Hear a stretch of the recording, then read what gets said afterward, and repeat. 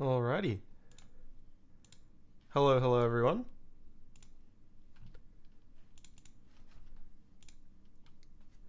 I think it's working.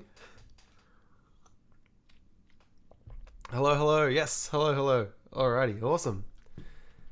Welcome everyone to week 2. We've made it through our first week. So yes, hello everyone. We've got some fun, exciting stuff ahead of us. So I hope we all had an interesting time last week. Your weekly exercises from last week, the week 1 weekly exercises are due on Wednesday, so you still have time to watch this lecture and also the next lecture. Well, sort of. It's more like due right after the second lecture this week. Shrey says, don't forget to subscribe and hit that bell. So one thing I really want to quickly, Rule 7. One thing I want to quickly ask everyone at the beginning of our lecture is, how did we like the workshops last week? Hopefully most of us got a chance to attend our enrolled workshop. I know a couple of people at least were busy and had some stuff going on, and that's okay. There's no attendance requirements, there's no participation marks, but for the people who did go, how did you find your workshops? Did you enjoy it? Did you have a fun time? Was it tricky? Was it like, how was your overall experience? Nick and Dong say are having trouble with collaboration. Very good workshop. Pretty fun, but felt rushed. Yeah. Lots of fun. Bit of a trial by fire, but I think that was unfamiliarity with Rust. Yes, for sure. Absolutely. Time pressure had me doing things in non-Rust-esque ways and just trying to get it done. Yeah. That's true. Super fun. A little chaotic. Too many merged conflicts. Yeah. And only you using Windows in the workshop. Everyone else on something else. WSL gang, Dong says. Interesting. So yeah, this is obviously the Thursday workshops were the absolute first workshops we've ever run in this course. So there's certainly a lot to learn and a lot to sort of figure out. We definitely heard during that first workshop the pain around collaboration. The most successful one we ended up seeing, I think, would have either been probably VS Code Live Share or using like REPL it live collaboration something. Those two seem to work relatively well, but I'm sure there was still people who had some issues. And we hear that.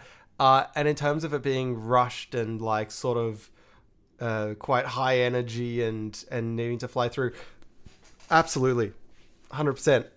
And it's a really great note to sort of acknowledge that kind of rush time pressure is at arms, right? It sort of potentially draws away from trying to write your code such that it's like more reliable and more robust, writing things the right way, whatever that is for you. So yeah. And there's obviously a lot of, like, as mentioned as well, in unfamiliarity with Rust, just getting started, that causes these kinds of pains, especially when you're just getting started. So I think this week's workshop may have a little bit of that, the rush and the excitement going on. We're gonna try and tune things down a little bit from where we currently are, to try and see if we can make the activities a little sort of simpler to get into. And you've each had a work of fighting Git or merge conflicts, or maybe have a better idea of how to share code around and stuff like that. But this week I think is still going to be a little, maybe not quite as high energy, but still up there. And then sort of workshops past that point are going to be more focused and writing less code, but writing it in a way that you like, or trying different ways. And so we might see you. Hopefully you get an experience in all these different kinds of workshop environments, and we'll check back in a few weeks and see what things we like, or what things we miss, or anything like that. Spent an hour fixing up my group's work afterwards and generally turned out super well with a bit of polishing. That's awesome.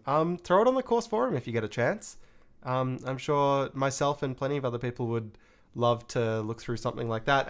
And if you've gone home and you've worked on some more images or done anything like that, let us know on the course forum. It's perfectly suitable for this kind of course. Nick says, isn't this also the first time that thing's been done in CSE? Do you mean that thing as in like the style of workshop? And if that's the case, then yeah, Shrey mentions closest thing probably being something like security workshops. Yeah. Okay, I'm caught up. I think so. Or VS Code. I see. Okay. A couple things to just quickly call out before we really get into things today. First of all, I am a little sick right now. I was a lot worse this morning. I'm doing a little better now, but you might need to bear with me a little bit in today's lecture. I'm on the mend, but things might be a little slower. I might be a little dumber today, but I'll do my best to push through it. Other things, right? So I've got an idea of a format to try out for these lectures. There's sort of a careful balance that we want to strike between, teaching Rust and keeping you familiar with the language and the concepts, but also that idea of comparing and contrasting against different languages and sort of different techniques of writing code and all that. And so something that I want to try out for this week and potentially, continue trying out into following weeks, depending on your feedback and everything like that, is for this week at least, the first lecture, today's lecture, is going to be quite dedicated to Rust programming. So we're going to learn about using collections and iterators. And we're going to write lots of code. If you have ideas on things that you'd like to see written, like we're halfway through and a program like this might be cool, just throw it in the chat. And again, I'm very happy to be adaptable in the lectures and do things on the fly. I don't have a problem with messing up in front of 100 people and getting a bit of a laugh at myself, but making mistakes along the way is part of the process. So I'm happy to just sort of impromptu things a bit in the lectures, but otherwise I'll just fall back to other exercises along the way. So please feel free to get involved and sort of tune and update your own learning. If you go, I'd love to see someone working on something like this, just let me know and I can give that to you, most likely. So yeah, for this lecture, we're going to be doing lots of coding and looking at lots of Rust code. And then the plan for Wednesday's lecture, right, in a couple of days, is we're going to be looking at the same sort of topic, collections, iterators, and probably a little bit on error handling and stuff like that afterwards. But it's going to be heavily in contrast to other programming languages. So that's going to be sort of like in that first lecture where we looked at a few different languages, how they handle things, and get to sort of examine the differences and the implications of those for us as developers. A program that computes the Fibonacci sequence might be fun. I think I've had my fair share of times where I've accidentally done a accessible exercise in front of a tutorial room or something like that. I'll try not to do that in this course. Cool. Alrighty, so collections and iterators in Rust. Very cool. I've also got a little VS Code Zen mode set up here, so there's not so many buttons and things going on. I think this should do all right. And we've got our little drawing station over here for any diagrams along the way or anything like that. Cool. I also should have the standard library documentation up, which I don't. Oh, that's one other thing I forgot to mention. If I didn't mess this up, yes, there we go. Oops, I wanted that here, I guess. The slides are up here now as the lecture's starting. If you want to go to that, download it as a PDF and annotate the slides as we go through, then you're more than welcome to. I don't really tend to lean on slides too much, at least for for the more practical stuff. So they're going to be relatively limited in how they help you. But if it's something that does help you, they are there now. And so you can access them from the lectures section here, and they'll keep popping up as the lectures go on. Okay. Oh, right. Yes. Sorry. That's a really good point. I did want to mention that as well. What's happening with the alternative workshops this week? I was going to make an announcement, but I'm still waiting on hearing back from the school about this. But if we look at the course forum, there was somewhere. Where'd it go? Maybe I need to click more here. Poll. There we go. So Thursday is a public holiday because of the Queen. It sort of got thrown in, last week or whatever it was.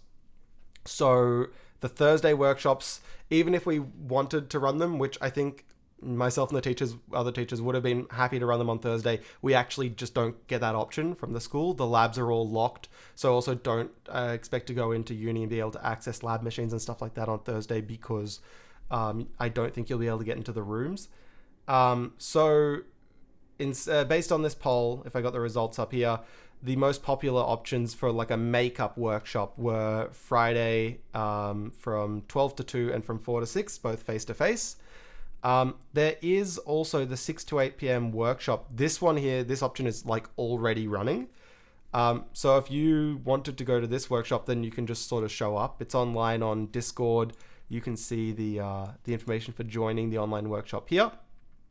So if these two times don't work for you and you still want to go to a makeup workshop, then this online class will just have sort of infinite capacity for this week. I am trying to book lab rooms rather, for 12 to 2 and for 4 to 6, but I haven't heard back just yet. They must have been very busy today. So as soon as I get some sort of confirmation that my lab rooms have been booked, I will make an announcement, and you'll be able to come to one of these makeup workshops at whichever time suits you. That's the plan. I just haven't gotten confirmation yet, which is why it hasn't been widely spread around. Cool. Also, yes, I didn't want to mention this until now because I didn't want to confuse next week's Monday lecture with today's Monday lecture, but next week's Monday lecture is going to be run a little earlier than usual. So these lectures run from 6 to 8. Next week, so week 3 Monday lecture is going to be, I believe, 4 to 6 instead of 6 to 8 next week. But I'll make an announcement like that. You'll get an email, so just keep your eyes out for that. Cool. Is there any more administrivia sort of course related questions before we get stuck into any more content?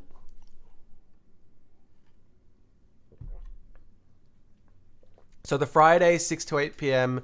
face-to-face workshop is still running? Yes. So Friday hasn't been affected because it's not a public holiday. We're just trying to make up for the now missing Thursday workshops by giving some extra ones on Friday to join. Yes, I am sorry. As always, the recording will be available, and we'll go back to the normal time in week 4 onwards.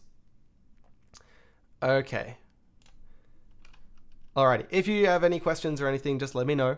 But otherwise, let's get a little stuck in, I suppose. So I've got the standard library documentation up here, which I love to use all the time. If you want to pull up standard library documentation, then just go to docs.rs/std, STD, and that's sort of like a short link to get here. Seriously, whenever I'm writing Rust, I always have this web page open somewhere. It's incredibly helpful. I'm going to start off by looking at the modules here and going into the collections module, because that's sort of very central to what we're looking at today. All right, so common collections in Rust. And again, this is going to be this lecture here is going to be somewhat prescriptive. It's going to be looking at Rust, playing around with examples, writing code, and we'll still have the theme of the course in mind throughout, but it's going to be less focused, and Wednesday's lecture is going to be far more focused, and we're just going to see how this goes. Feel free to leave feedback. That's one other thing I should have mentioned, leaving feedback as well. I think Shrey added a feedback form to our course website, which I have. Oh, here, course feedback. There we go. I lost it for a second.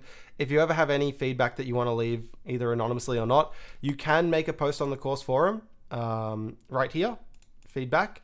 That's perfectly fine. If you want to do it a little more anonymously, sort of like a, imagine we had like a little feedback box in the corner that you just want to slip a little thing in.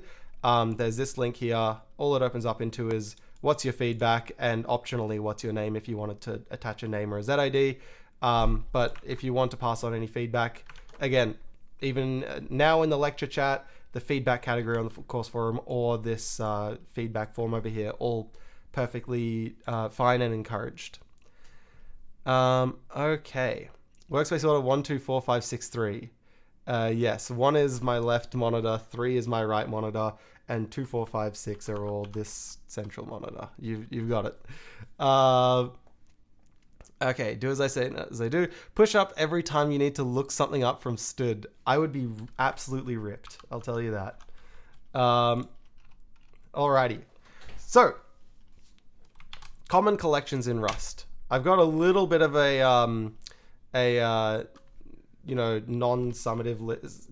This is not an exhaustive list of collections in Rust, but it is enough to certainly get you started. So far, we've seen array, right? Just a simple array type like let x's is 1, 2, 3, something like this. We've sort of seen strings a little bit, but you may have seen in Rust that there is both this str type, str, and there's also the capital S string type, and these are subtly different. We'll get to talk a little bit about this today, but mostly next week when we talk about references and borrowing is where that sort of the main distinction between those comes in. And then just a whole bunch of other collections here. Vec deck, which I pronounce it Vec deck. It sort of stands for Vec double-ended Q, right? Q-U-E-U-E in this case. String, linked list, hash map, binary tree map, hash set, binary tree set, binary heap, list goes on.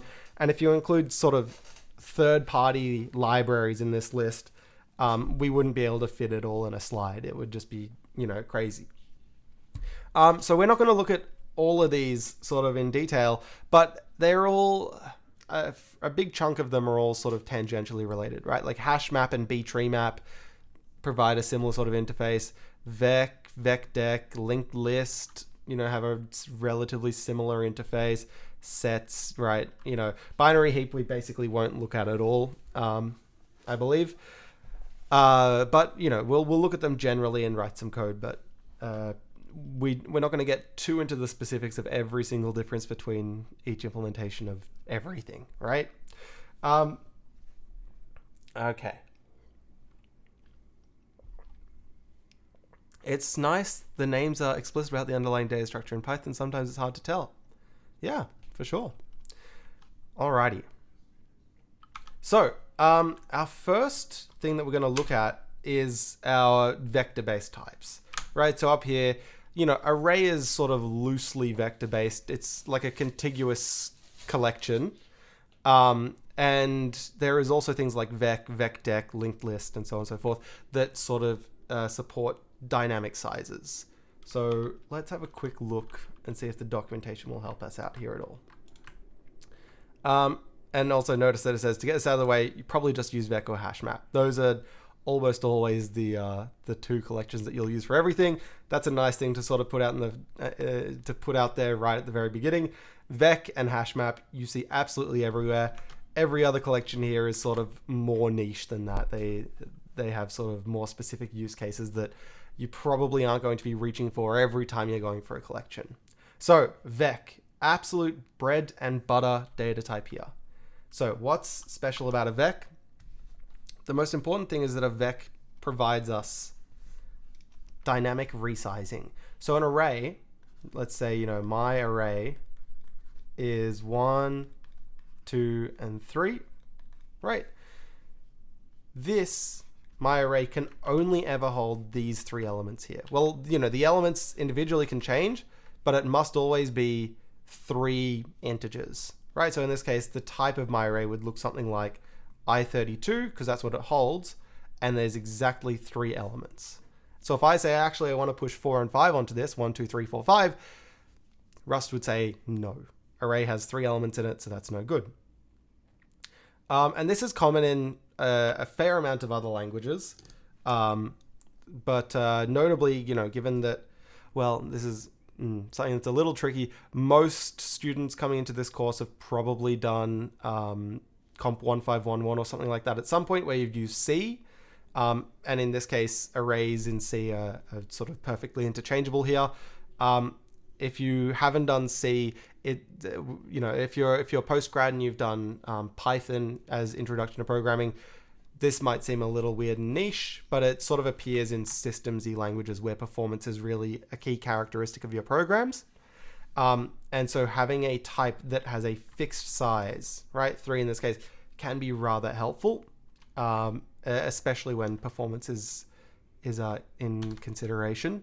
So are these performance descriptions for these data types? Are there performance descriptions for these data types in the documentation? C++ is really nice for that. Hopefully RustDoc has it too. So in certain cases, it's not performance, if you're thinking in terms of like algorithmic performance and stuff like that, is there's no sort of structured documentation around that. There's no section that is expected to be filled in about algorithmic performance. Where it is sort of important and relevant, it often does pop up in the documentation, but it's not going to be everywhere. However, interestingly, in this week's exercises that Shrey has amazingly thrown together for us, this data analysis exercise, you might find, wait, is it, no, hang on, sorry. This one, the collections exercise, you may find particularly interesting because big O can sometimes be a little, well, sort of just looking at big O notation or algorithmic complexity can be a little misleading if you're thinking about performance at times, and you get to play around with that, and you know, just report back if you have anything interesting to talk about after you complete those exercises on the course forum. But I can promise you that it's very relevant to these kinds of questions. Okay, so we have arrays that can store many elements of the same type. So in this case, 1, 2, and 3 are the many elements, and they each have type I32, but they have a serious sort of a serious limitation on what they can do, which is that they must have a fixed size and always have that many elements in the array, no fewer and no more. So in comes Vec, right? Vec of some type here. So you fill in the blank with the type that you would like to be inside this container. So let's say a Vec of I32s. I can initialize a Vec with Vec bang, sort of like using println bang. This exclamation point is often referred to as bang when being pronounced, just because it's easier to say than exclamation point. And if I write a similar thing here to the previous one, the great thing about a vector, right, vec short for vector, is that I can remove elements from it, I can push elements into it. It's can be dynamically grown and dynamically shrunk, which is very handy. Okay, so how does this look like in code? We have x's, let's just say my array is 1, 2, 3. Let my vec is vec bang of 1, 2, 3. Right, and so I guess just to spell it out and line it up here, this syntax looks pretty similar, but we throw a vec bang before. This is a macro. We learn more about macros in week 7, 8, 7, I think. But essentially, this just gives us a value my vec, which has type vec of I32. Okay. And how can I use it? A lot of the time, very similarly to an array. So if I say for element in my vec, like this, print out element is element, like this, cargo run, you'll see we get element is 1, 2, and 3. Okay, so, you know, what's great about vectors again? Well, I can say my vec.push 4, for example, my vec.push 5. This isn't going to quite compile just yet. It's going to be really upset about those lines. Why is that? Well, pushing onto a vector will modify, will modify the vector. Instead of it just being 1, 2, and 3, it's going to be 1, 2, 3, and 4 that's coming next. So it's required that it has access to mutate the vector. But as we recall in Rust, everything is immutable by default when declared. So I actually need to say, no, really, I want to be able to mutate this vector. And if I run it again, I get 1, 2, 3, 4, 5. Excellent. So vectors like arrays, but they let us dynamically resize them. We can also sort of take things out of vectors as well. My vec.remove, and I can give it an index. Let's say remove index 2, something like that. And you'll see we have 1, 2, 4, and 5. And so that's great. So isn't array the same as an immutable vec then? Was just about to ask that. That's great. Awesome. So is an array a vector that cannot be mutated? The answer is almost yes, to be honest. There are some like important distinctions, but especially when you're getting started and you're getting familiar, I think it's a perfectly reasonable way to think about these, to think about things like this. And so that's why Shrey's coming in here with a yesn't answer. Where the answer is yes, it's no, but like it's easily yes for now. And D Wang, who I have now learnt is Daniel Wang, if I recall correctly from the workshop. I'm assuming there's a performance difference. Yeah, absolutely there is. But it's more of sort of like a systems relevant performance difference, which I can talk about in a second.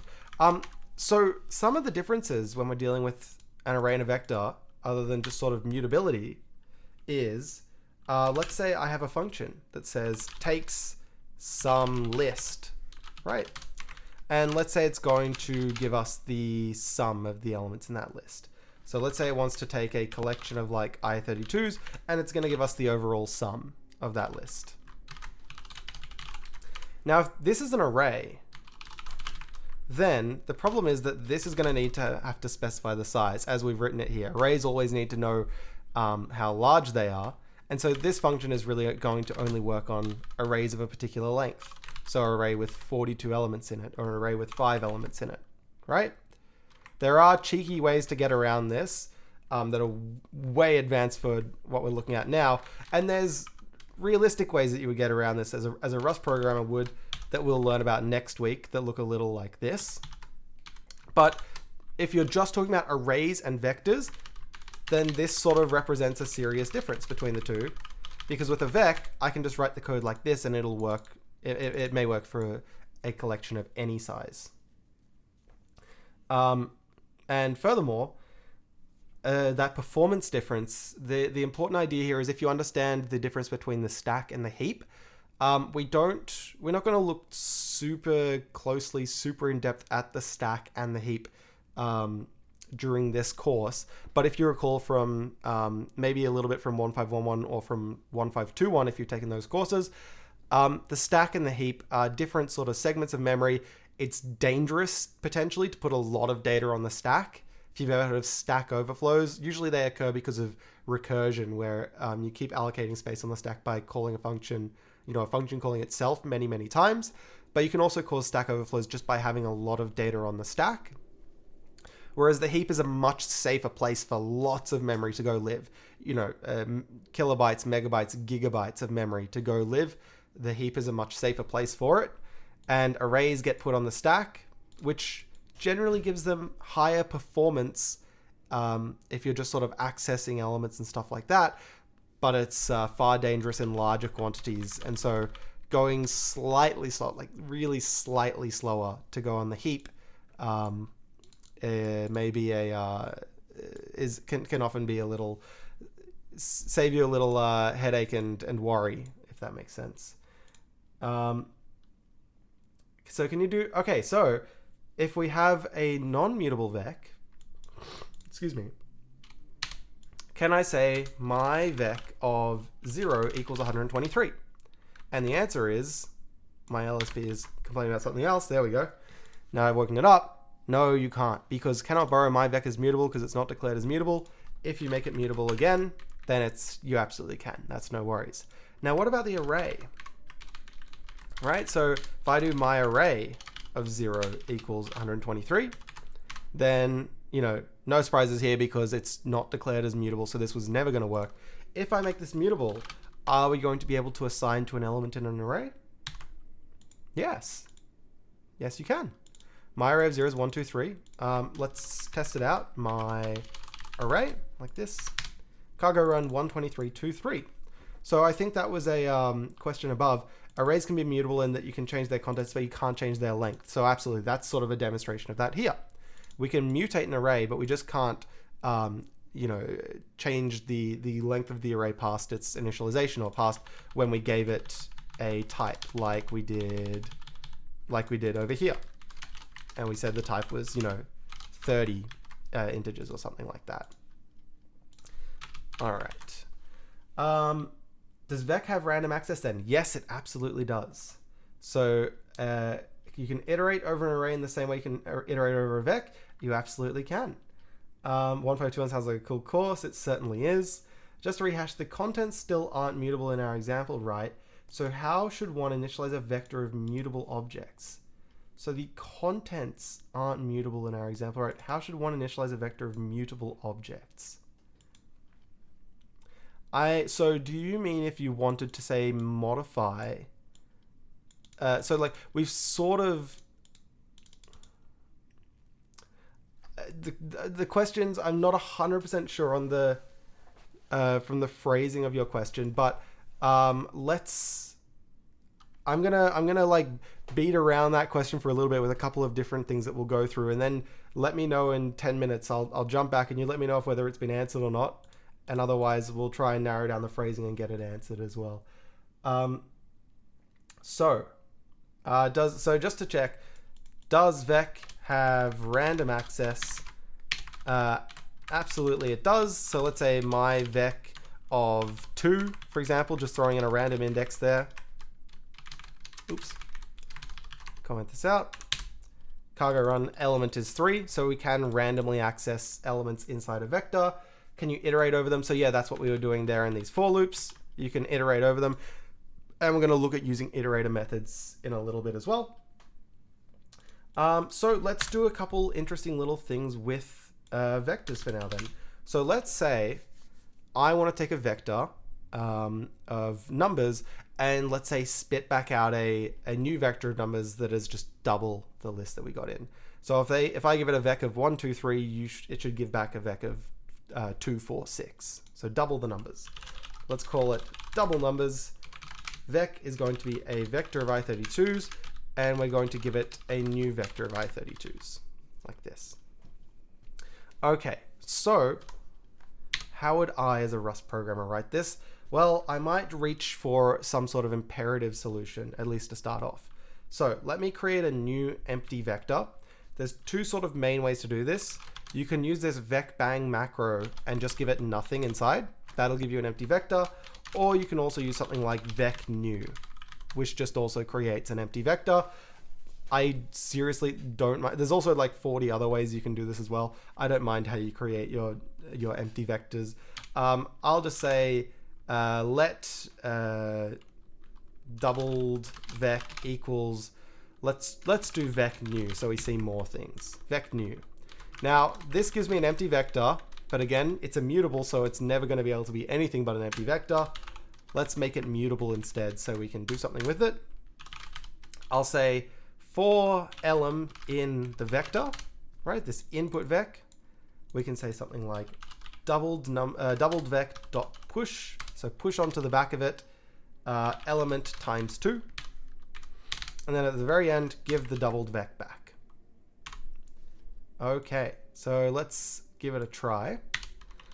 We'll go let doubled equals double numbers of my vec and print it out. Doubled. Like this. So this syntax I'm using here, again, we should be somewhat familiar with this braces syntax, which sort of just looks a little bit like this is how old Rust used to look quite a lot. Now we can throw the name right in there. colon question mark is a little bit of extra syntax that says use the debug print implementation, which is just like, don't rely on this for sort of displaying things in production, but it's great as a developer to just quickly look at something. So this is the debug print implementation, they call it. And let's just try this out. Okay, so 246. I'll get rid of this hello world that keeps cluttering our view up as well. 246. So we took in a vector here and we spat out a vector at the other end. Okay. So that's perfectly nice. But Cyber says, this is slow because pushback spends time changing the size of the vec. Wouldn't it be better to initialize the vector with the size or even just edit the vec passed in? That's a great point. Okay, so notice we use vec new here. There's actually some other functions available on vec. So let's have a look here. There's all these, like there's a big list here. You know, we're on a rainy Sunday afternoon, pull up the vec docs and have a read through the methods because there's all the functions. There's all kinds of things to use here. But there's the function I want to look at in particular here is with capacity. Right, with capacity takes a capacity which is a usize. Usize is sort of like, you know, we have I32, I64, that kind of thing, U32, U64. Usize is the U in unsigned, so it's sort of like U in U32, U, and then sort of 32 for size. Size in this case means the size of a pointer on your platform. So if you're on 32-bit, if you're on an older 32-bit computer, this will be a 32-bit value, so a U32. If you're on a more modern, more sort of prevalent 64-bit computer, this will be a U64. So it's specifically the size of a pointer on your system. And so it's useful for things like indices. Whenever you're indexing into an array or indexing into something, usize is a very common thing to see pop up. But let's see what it does. Constructs a new empty vec with at least the specified capacity. Okay. So that's sort of weird. What's it going to fill those elements with? If I say with capacity, instead of saying new, we'll say with capacity 10. What are the 10 elements going to be? Are they going to be like zeros? Is it going to be like 1, 2, 3, 4, 5, 6, 7, 8, 9, 10? Is it going to be something else? Well, this is where we need to make a bit of a distinction quite clear. An array really just has its elements, right? There's a size to the array, right? A length of the array, in this case 3. But that's sort of, actually no, that's not really discarded after compile time, I should say. Sure, an array carries some information. The information it carries is the elements in the array and also the, we'll call this the length of the array. Right, so 3 elements are in this array.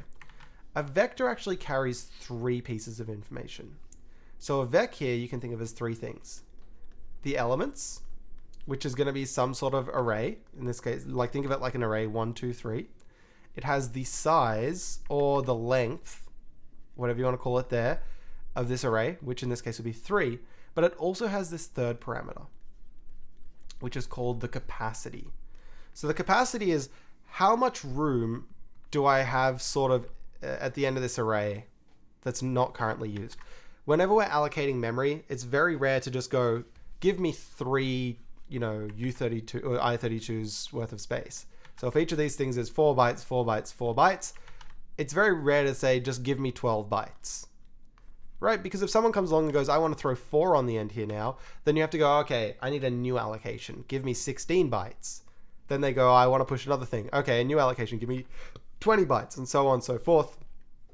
And so you end up only using like exactly as much memory as you need this way, but allocations can take a lot of time. Asking for more memory, calling malloc and realloc and free and all that stuff can be quite, time consuming, low performance.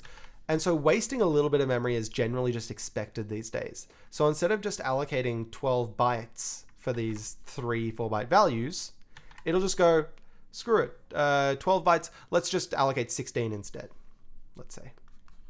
So let's do 16. And so this here, let's see if my eraser will, there we go. Oops, I want this one, there we go. And probably size down, there we go. So this here sort of has like space. right? We've allocated 16 bytes. And so if they say push, a new element on, like 4, we've already got room for it. But we know we're only using these first 3 because of the length. So the capacity would be, well, 4 elements or 16 bytes, whichever way you want to think of it. We'll write the capacity as 4 elements in this case. And so let's say they go, push the number 4 on. It'll go, great. The length is less than the capacity, no worries. The length is now 4, and I'll push the number 4 on. If then you say, I would also like to push the number 5 on, please, then it'll go, okay, do we have room? Length is 4, capacity is 4. Okay, no room. Let's double this capacity here. So let's make room for 8. Grab the eraser. I keep clicking the wrong button. Throw the 5 on, and now we have 3 sort of spare slots as well. So the length goes up to 5, but our capacity is 8, and we've got room for the next few pushes as well. So this is a very common thing. This is something that is basically guaranteed to happen in Rust as well. And so vectors comprise of 3 things: the amount of elements, the length, and the capacity. So the idea here is, well, we know how big this vector is, right? Let's say this vector has 100 elements in it, and we just have our code that looks like this, vec new. This vector has 100 elements, and we go through and push in the element doubled for each element in this, push into our new vector, the doubled vec, the element times 2. What's going to happen? Well, when we do vec new, it actually has a capacity of 0. It doesn't have room for anything. This is, again, another performance trick. The first time we want to push something in, it'll go, great, I'll allocate space. A pretty common, in fact, I wonder if Rust actually tells us what the first allocation is guaranteed to be. It doesn't allocate until it's pushed onto it. And it might not be capacity and reallocation. Yeah, blah, blah, blah, blah, blah, blah, blah, blah, blah, blah. Guarantees, things, cool. Yeah, they probably don't want to specify it in case they decide to change it in future. But it's almost certainly going to be more than just 1. Whenever we push our first element, it'll probably make room for 4 elements or 8 elements or 16 elements or something like that. And then once we run out of room, it'll go, okay, we've pushed 16 things in, 17th one comes along, double the space. So now we have room for 32, then we have room for 64, then we have room for 128. So along the way, we probably had to do, if the first time we push it just makes room for 16, let's say, we'd have to do 1 allocation to make the 16, 1 to go to 32, 1 to go to 64, 1 to go to 128. So 4 allocations in total, and we'd be wasting 28 elements worth of space at the very end. But as Cyber mentioned before, we should know how big this doubled vec ought to be at the end.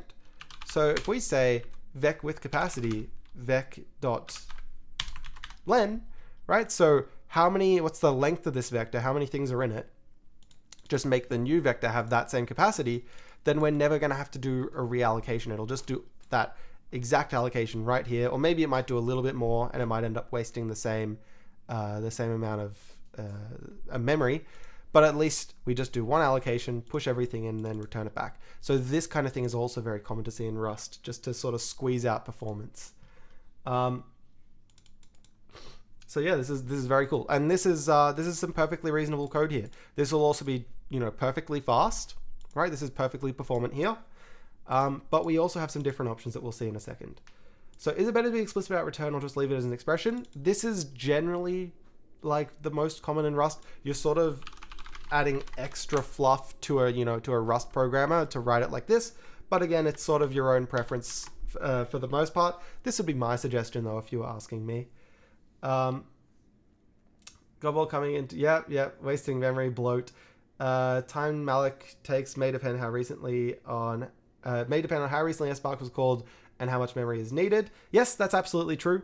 But even if you've allocated plenty of memory, you may still have some fragmentation and stuff to deal with, and it can be you can run into particularly gnarly cases sometimes. So avoiding allocations is something that the performant Rust programmer often tries to optimize. Okay. Oh yeah, you can print out the capacity after the first push. That's a great idea. So let's see if it actually allocates room for 100 elements, or if it does a little more. That's an interesting little thing to check. the doubled vec dot capacity. Let's see. 3. Oh, right. This doesn't have 100 elements in it. So it did actually do it exactly, though. I wonder if this, if we went for I in 0 to 100, my vec dot push, I just throw another 100 elements on it. Right? And then we try it. So it should have 103 elements now. Yeah, it still just has exactly 103. So no memory wastage, in fact, which is quite nice. Interesting. Okay. So this is, again, perfectly reasonable, perfectly performant Rust code, but we have some more options. So we might do some of these exercises in a second, but I want to take an aside to now talk about Iterator, which is where our sort of our big topic here sort of gets pulled together, the iterator trait. So Iterator is a very sort of central and popular idea in Rust. You can find it in the docs by searching for Iterator with a capital I, and there it is at the top here. An interface for dealing with iterators. This is the main iterator trait. For more about the concept of iterators generally, we'll look at the module level documentation. So this is sort of where all the iterator stuff gets thrown in together. Okay. So what is the idea of an iterator? If you've used something like C++, if you've used something like even things like Java, maybe Python to a certain extent, and you're familiar with iterators, the idea is still relatively similar here with, of course, some nuances in terms of how Rust deals with these things. But the primary concept of an iterator is that it has some item, some like element that is produced by this iterator. Let's say it could be something like an integer, like an i32. And the idea of this iterator is that if you have, I'm calling this box here my iterator, like I here, it provides us by default really just like one primary method, which is called .next. .next. And .next in this case is going to give us an option of i32, right? That just coming from the fact that I've specified it up there. So one function, .next. So how do we use this? Well, if I've got my iterator here and I call .next on it, let's say I create an iterator out of the vector that we've been using. So my vec is has 1, 2, and 3 in it, like this. And this is sort of made up syntax. I'm writing fake code here, but imagine I have my vec that sort of looks like this. I can use my vec dot into iter like this, and this will produce me this iterator type that sort of again looks like this. And let's just say, like, if I did let iter equals this, then suddenly this iter value here I can do some interesting stuff with. So iter, again, the one primary thing we can do on it is the next method. And if I called iter.next in this case, it would give me back sum 1, like this. Right? Notice the first element in this vector was 1. So if I call iter.next, it will produce sum 1. Now, without changing anything else, if I just wrote that same line of code again, iter.next, it would return me sum 2. Right? If I called iter.next again, it would produce me sum 3. Now, who wants to guess if I called iter.next again, what would be produced now? Given the definition of my vec up here, none. All right. So remember, an option can either be some value or nothing at all, none. And so once it's finished spitting things out, it'll just give us none. It's a bit nicer than dealing with end iterators. Yeah, well, you'll have plenty of opportunity to play around with it, and but I tend to personally agree here. Here's an interesting question for our chat. So it makes sense. Sum 1, next 2, next 3, next none. What if I was to call run.next again, even though I just heard back that there was nothing left? What do you think iter next would give me now if I just call it one more time.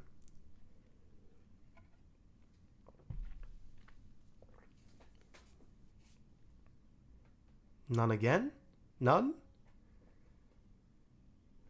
I want to see if anyone's on a different team. Another none, some one. So maybe we go back around to the beginning. Shrey says panic, crash the program. Miguel doubts it'd panic. Undefined behavior. Oh, okay, so we do have a lot of different teams. This is great. Let's find out. So I actually have my Vec here. Let's forget about the whole doubling thing. So let iter equals myvec.iter. Now calling next on an iterator does sort of modify the internal state of it, because we're calling the same function again. So for it to be able to produce different results, generally it needs to be modifying some internal state. It could be doing things external to the program, like reading. Maybe it's like reading information from a network or something like that. But given this is a rather simple example, no, you can pretty much assume that it is just modifying internal state. So if we want to call .next, the iterator itself is going to have to be mutable as well. So let's see. Let's print out with a debug print, right? Just so we can see what it is. iter.next, .next, .next, .next. So the first four, I think we were all pretty happy with. And let's just double check it does the same thing. Sum 1, sum 2, sum 3, none. Sum 1, sum 2, sum 3, none. What happens if we do it one more time? So let's see. UB, seg fault, delete system32, core dump. No, it's just none. It's just none in this case. So they're all great ideas, genuinely. And the brilliant thing is, bruh, the brilliant thing is that all of your answers are in a way correct. Every single answer there. Right? Like none, obviously, because that just happened here. But sum 1, panic, undefined behavior, segmentation fault potentially, all these things can be correct. Now, why is that? Why can we all get like participation trophies in this case? The answer is, and it's actually not because it's undefined, but it's because iterator is something called a trait. We're not going to be able to look too deeply into traits just now. In fact, if I pull up our course outline and pretend that I'm not forgetting, when this is, I think it's, week 5. Week 5 will really start to look into traits and how they work internally. But the core idea to just keep in mind for now is that any type can sort of implement this iterator interface their own way. So in this case, I wrote myvec.iter. What I actually should have written is, I don't mean to confuse here. I should have written into iter here. When I turn my vector into an iterator, let's look at the documentation.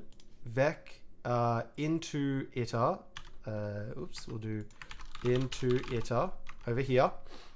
You can see that it produces this type here, which is they're just calling iter_mut in this case. It doesn't really matter what this type is called, but you can see that down here it says that they implement iterator. Why is it giving out iter_mut? Did I read the documentation wrong? Oh yeah, I did. I definitely read the documentation wrong. Here, there we go. That's what I was like, that's weird. Here we go, implementing into iterator. There we go. So when we call the into iter method, it gives us back this type here.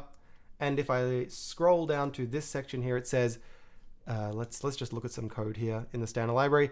It says when we iterate over this type here, it's going to give us a t back. Remember, vec of t, in this case, it's an i32, and they implement this next method themselves. There's a lot going on here, and oh my God, he clicked on a lot of things, and I'm so lost.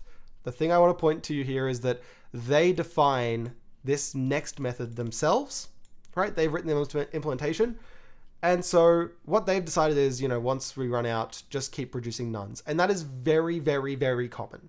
That is generally sort of expected behavior.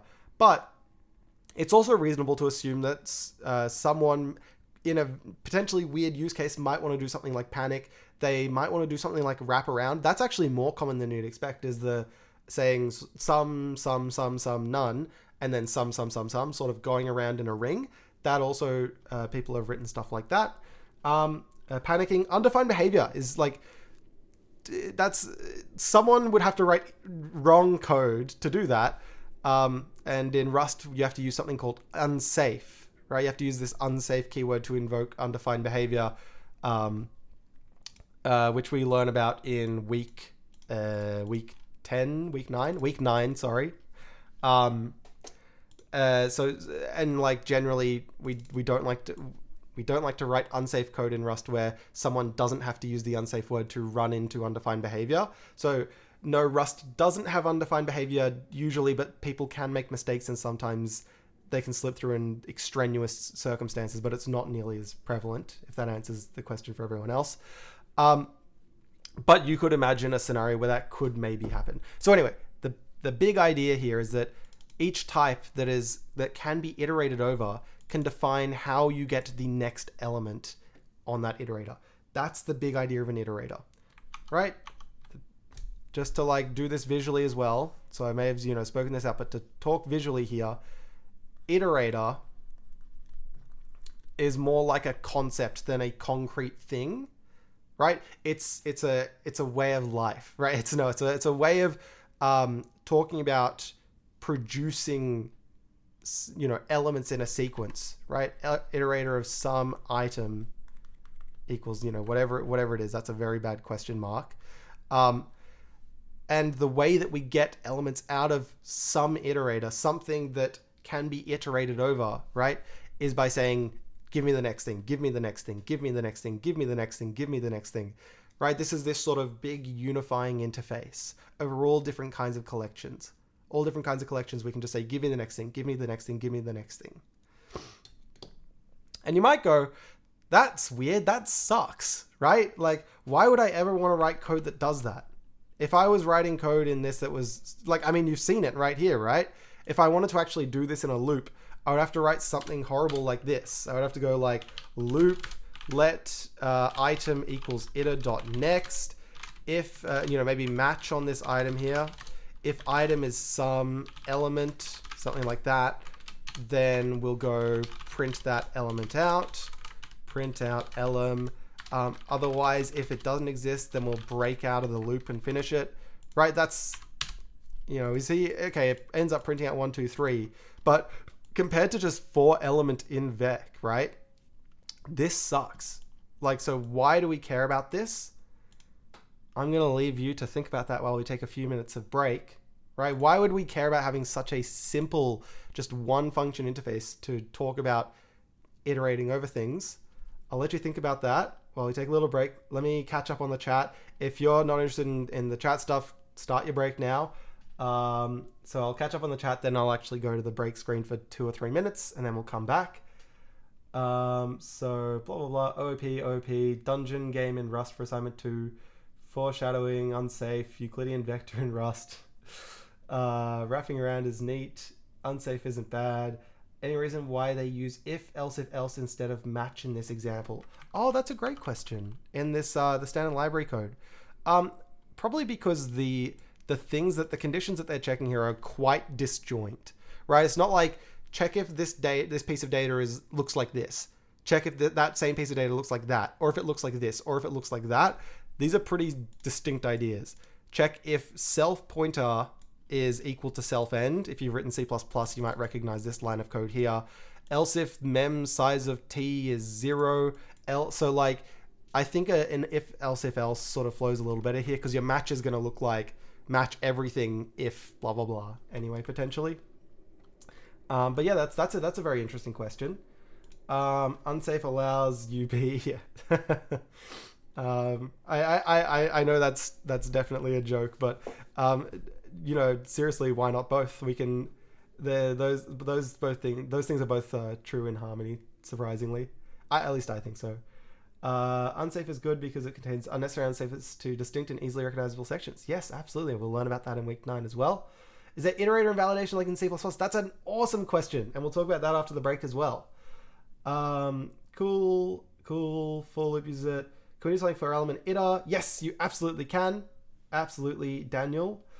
Iterators abstract the internals of the data structure away from the user. Okay, great. So we're starting to think about it. Let's take a break. I'll be back in 2 minutes or so, and we'll keep going. Alrighty.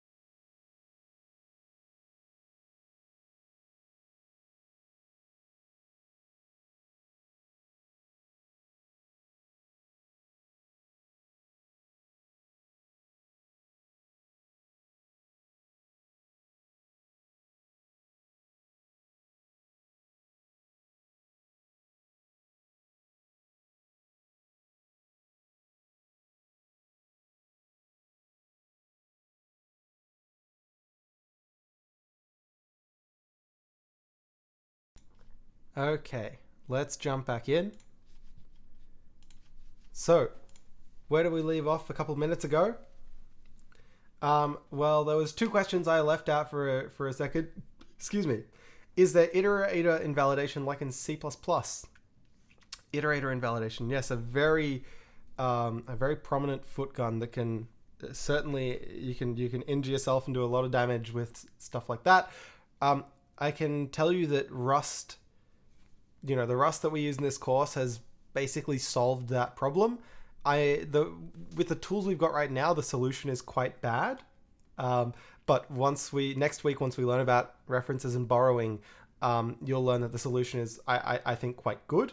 The answer for now is, well, yes, you can't invalidate your iterator. So iterator invalidation, by the way, everyone, is if I have a vector and then I'm iterating over the vector and then I modify this original vector, specifically say add an element to it, to the end of it. So instead of being 1, 2, 3, I push on 4, 5, and 6, for example, while I still have this iterator.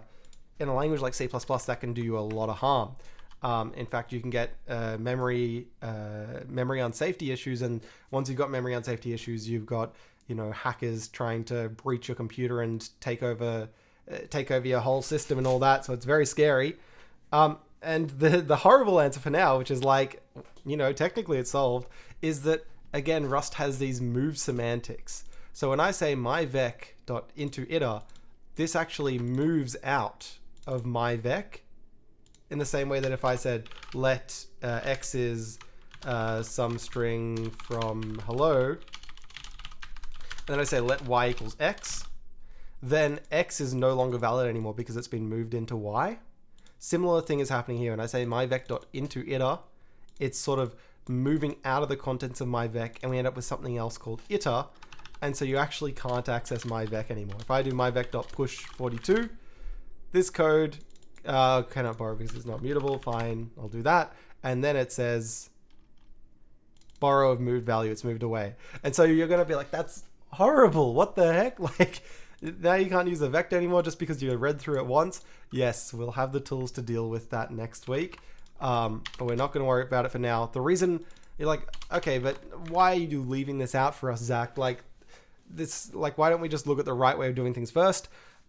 Because it's very easy to get sort of overborne in Rust with like way too many details, and it all comes flying at you at once, and you go, it's too hard, I don't get it. So we're constraining ourselves now and writing some slightly poor programs that do things in weird ways, and giving you less sort of language available to yourself to make it easier to get your foot in the door, get things started, and then we'll show you the right way and the more complex ways of dealing with these things. But yes, once we do get into borrowing and references and avoid this problem of moving away, Rust still has fixed the iterator invalidation problem, which is quite nice.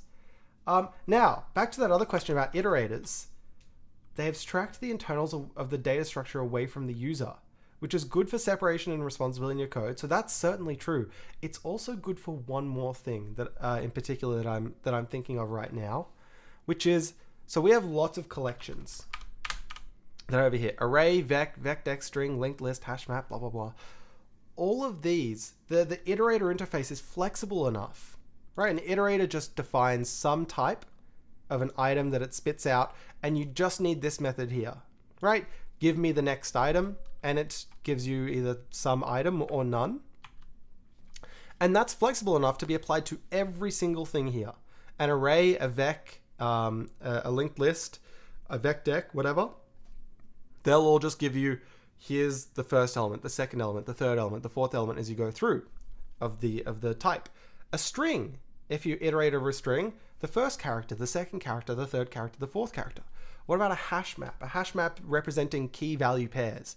So it might be like ZIDs to names. So my ZID, like 5 to blah, blah, blah, goes to Zach, and 3017 blah goes to Andrew Taylor, that kind of thing. A hash map, well, it's got two things, so what could it do? Well, it could say that this item type is a tuple of the key and the value, right? So it's still one type. The type is a tuple, but it just has two things in it. the key and the value. So if you iterated over something like a hash map, it would say the item might be equal to like a string. Sorry, let's just say a ZID is like a number. We'll call it U32 and a string for their name.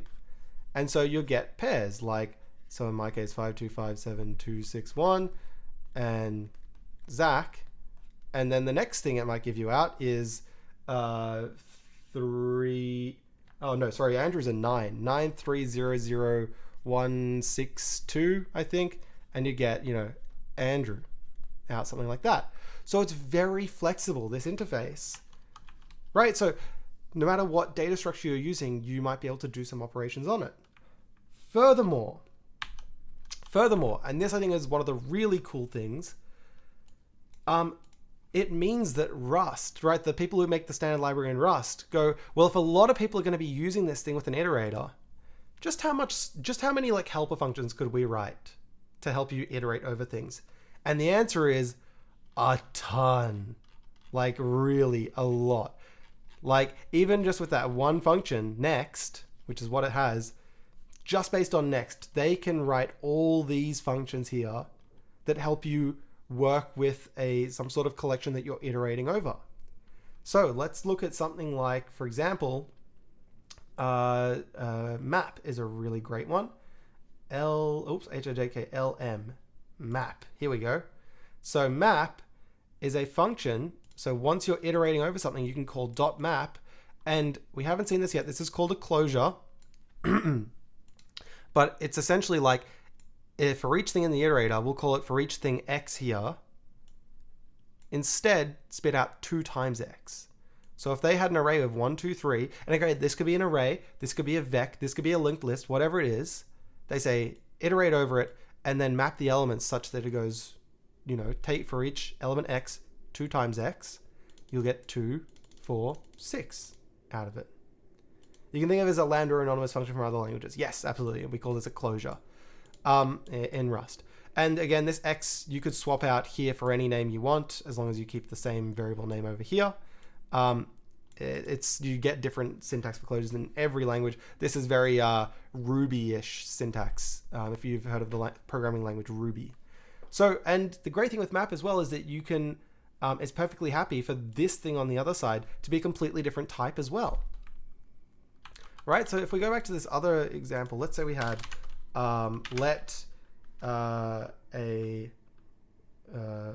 completely different type. Here we go. Here is an example. Let's say we wanted the strings, like these numbers here. Instead of them being numbers, they are a string that sort of shows that same number. Well, we could say, I'm getting rid of this stuff for a moment, vec.into_iter.map for each number do the number sort of, I guess you haven't really seen the syntax for this yet, but if I wanted to turn that number into a string, we'd write it something like this, which just says format is sort of like, imagine println, that would print the number out, but it would print it to the screen. Format's just like the same thing, but it just puts it into a string instead of printing it to the screen. And now, what type does iter have? Well, it's sort of hard to see, but it says it's something that was turned into an iterator, that's an iterator of i32s that then get turned into strings instead. So if I said, print out for elem in iter, print out, elem, I guess you're going to see it as a string. I'll debug print it so you can sort of see what I mean. You've got the strings 1, 2, and 3 out instead now. So it's quite powerful. Just like snprintf, yes, absolutely. So easy to do string formatting. Yeah, C and C++, it can be a big nightmare to do that sort of stuff. So again, that's one function here. Another really handy one is something like filter. So filter, it lets you write a function, like a little closure here we call them, that returns a Boolean based on each value. So they've got the numbers 0, 1, and 2, and they say filter it where for each x, only if x is positive, right? X dot is positive.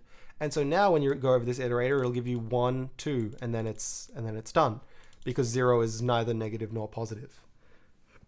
So again, the big point I'm trying to make here is that there is like literally 100 or so functions, 75 functions that they've defined here to help you work on these things, right?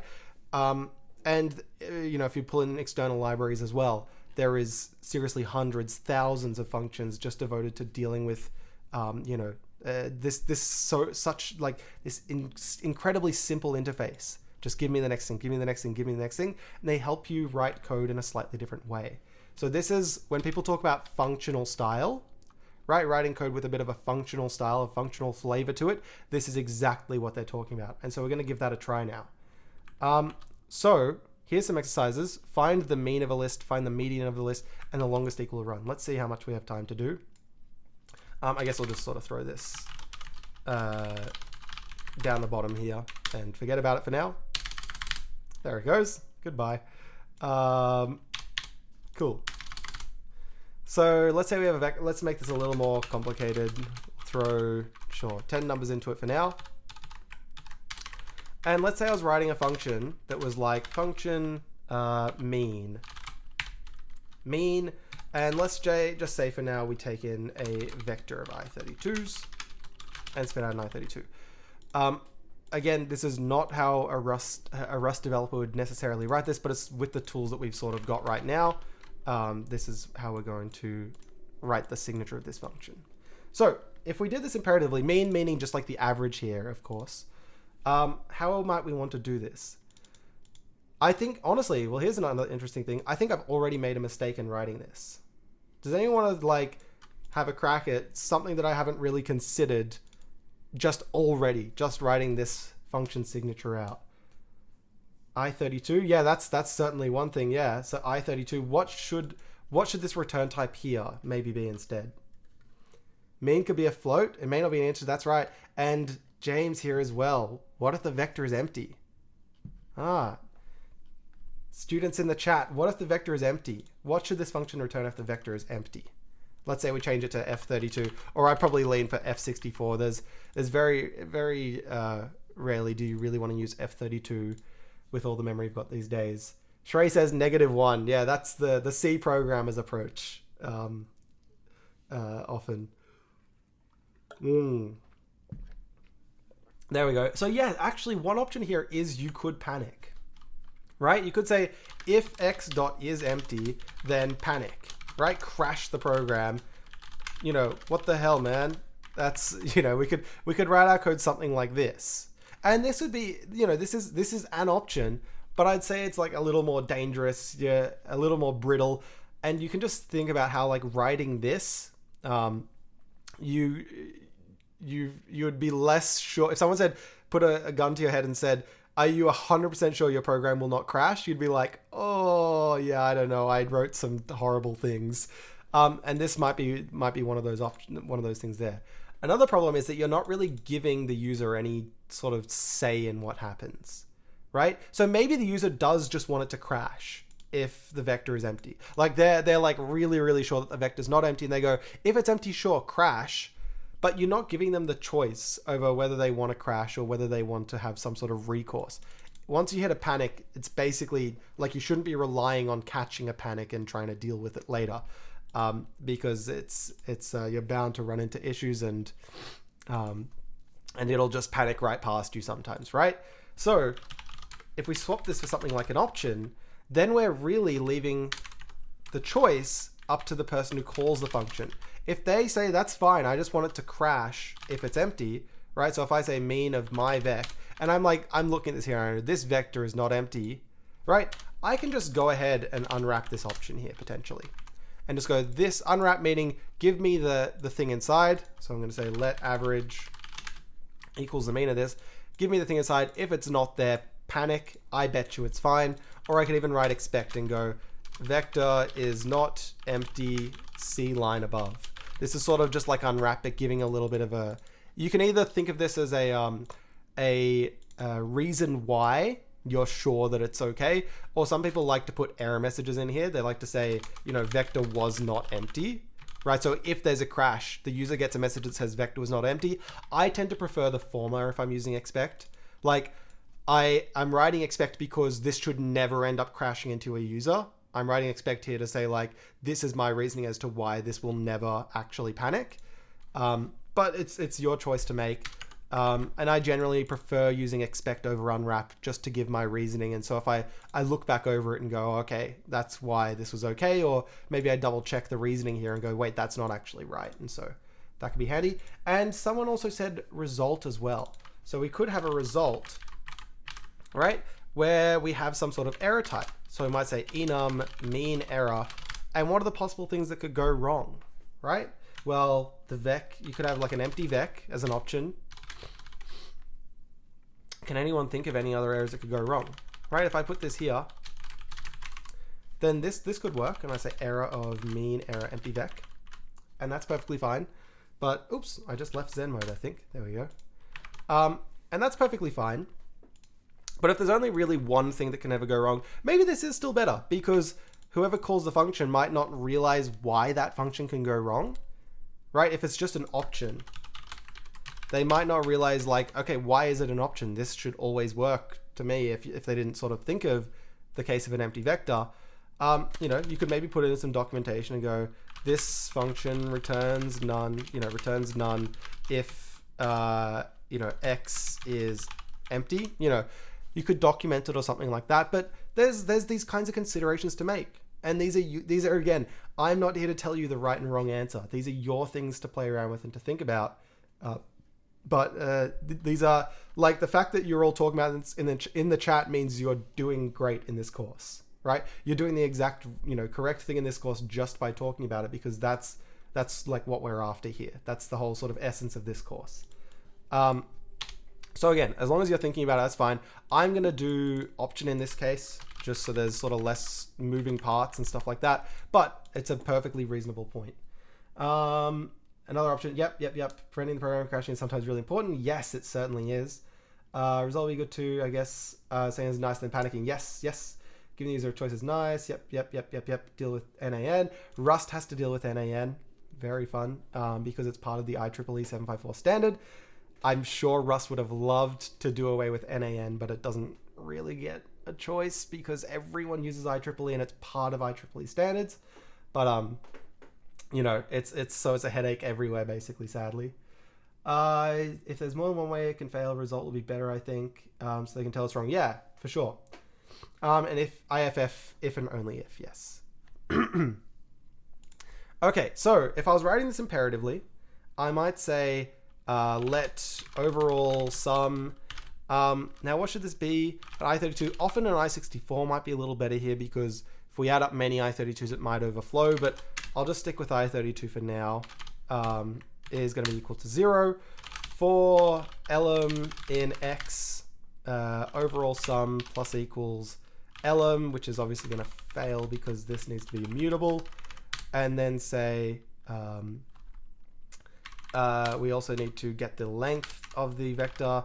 Let length equals x.len. Oops, x.len. And then finally we can say,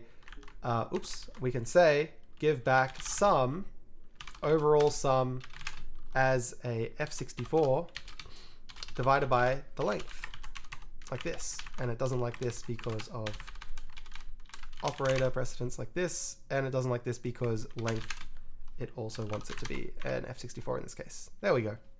Good enough. And let's see if this works.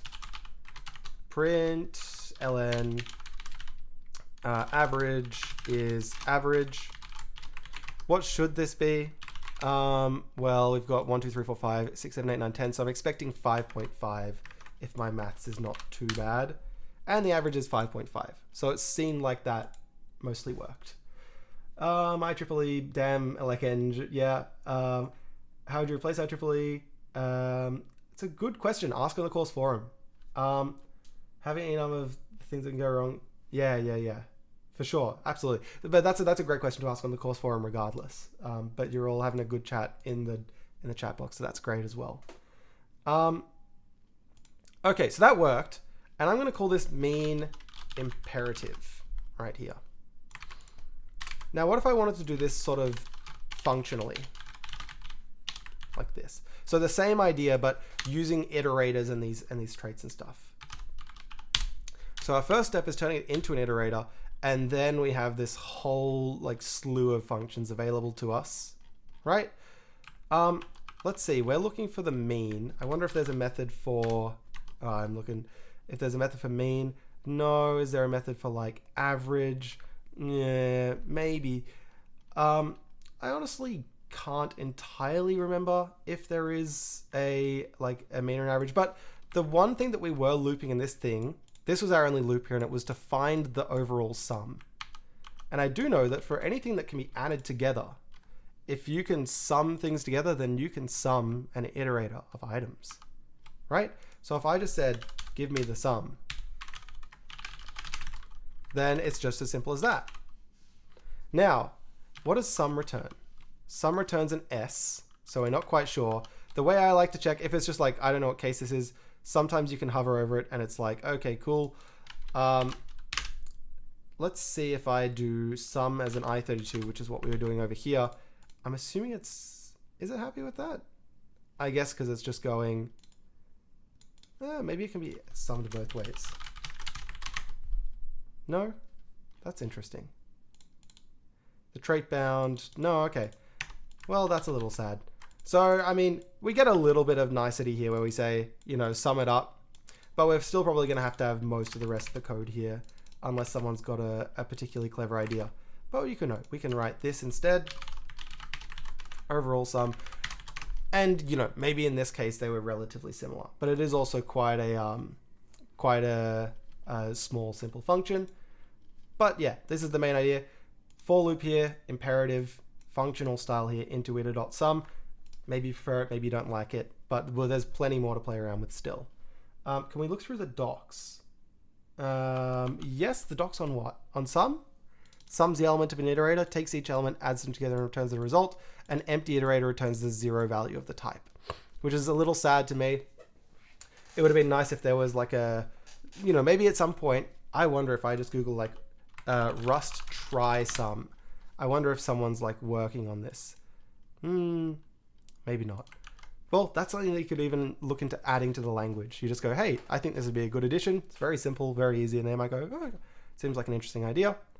But okay, in our case, we still have to write a little bit of code around it, but there might be a slightly nicer way of writing this that I'm just not seeing immediately. Cool. I wrote that when you were like, I wonder if some, but then you went to the docs anyways. I see. Gotcha. Okay, and let's check if it works. Mean, functional, cargo run, average 5.5. So these basically work equivalently. And there's this other really interesting idea called zero cost abstractions. The idea is that this code here will run really fast. This code here will run really fast. These almost certainly will just end up compiling into the exact same machine code that gets run. So, you know, even though this might be like shorter and have sort of less code to tell the computer exactly how to do it, ideally these end up just turning into the exact same machine code anyway, so you don't have to pay for this sort of abstraction here. There is also another idea to zero cost abstractions, which is you don't pay for the features that you don't use, but we're not quite looking at it from this lens just here. And yes, I know everyone wants me to jump into Godbolt, but no, I'm not going to pull up Godbolt in front of the lecture today. Maybe make a post on the course forum and we'll pull up Godbolt and have a look. But no, not in front of the lecture because we're not 152 on, sadly, or a OS or something like that. Okay. There was one other, this is an interesting problem here that might have a little bit more meat on it as opposed to just finding the average, which is the longest equal run.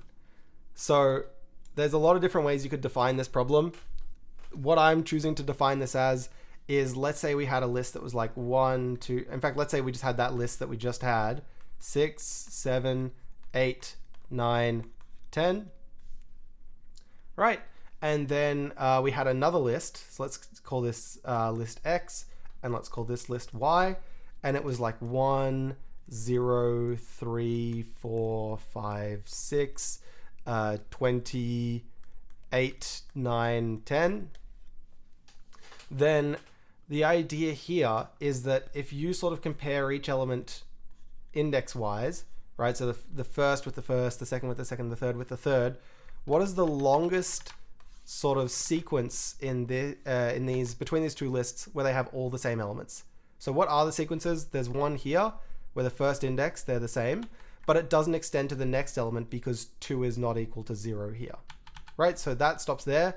Then we have 3, 4, 5, 6 are both all the same. So this has length 1, this has length 4, and again, it doesn't extend to the next one because 7 and 20 are not equal. And then 8, 9, and 10 are all the same as well. And that has length 3. So the overall output of this function we'd be hoping is 4. The longest subsequence being this length 4, 3, 4, 5, 6. Okay.